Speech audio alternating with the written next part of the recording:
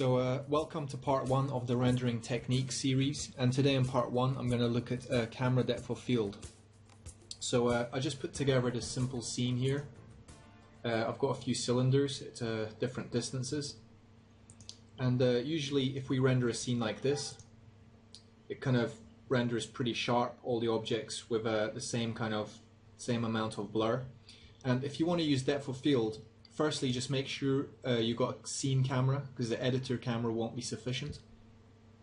Like this, just create a simple scene camera. I parented mine to the null, and the null sitting on the the focus. So if you want to activate depth of field, click here, go to render settings basically, and change your render to a physical.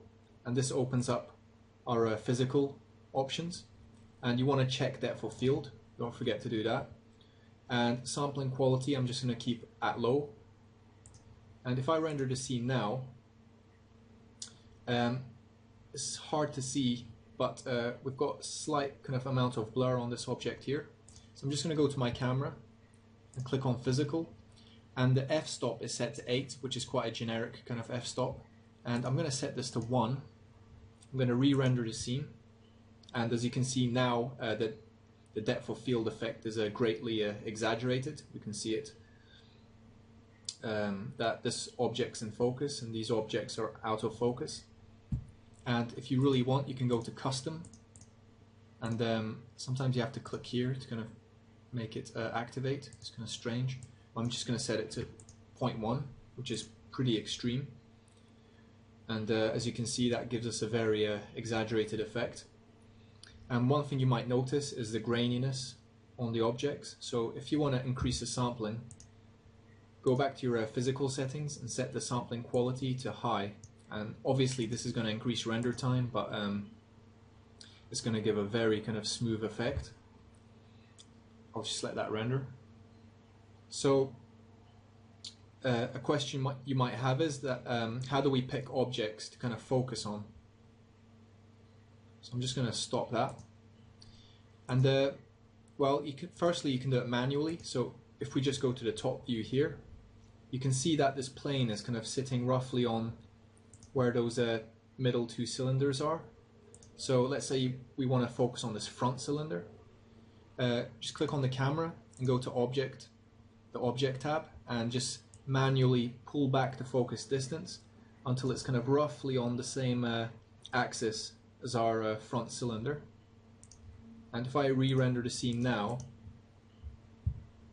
sorry, I'm just going to reduce my sampling quality to low to get a quick update. Now we can see that the front cylinder is in focus and everything else is out of focus. Alternatively, we can go to camera and we can use this picker tool to actually select an object to focus on. So just watch this top view as I do that. I'm just going to click on this middle one, and as you can see, it's automatically adjusted the focus distance. And now if we hit render, the middle one's in focus, and I'm just going to try the back one. Let's see what happens. Now this cylinder is in focus. And lastly, one thing to remember is that depth of field is very sensitive to scale. So these objects are roughly 10 centimeters by 60 centimeters high, which means they're the size of a large cardboard box maybe. But if we were to make this scene as big as buildings, I'm just going to go to Edit, Scale Project, and I'm going to convert 1 centimeter to say 10 meters. So that's 1,000 times bigger. And the camera's disappeared. Just going to pull back. Not sure what happened here. Yeah, I think the actual clipping distance is too much. To adjust the clipping distance. For clipping.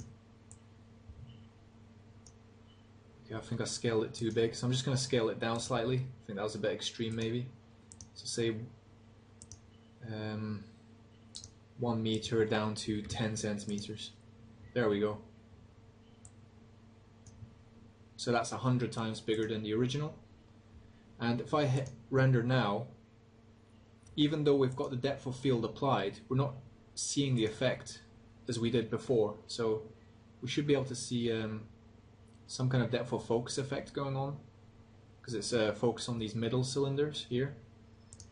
But the effect is greatly reduced, and that's due to the scale being 100 times bigger.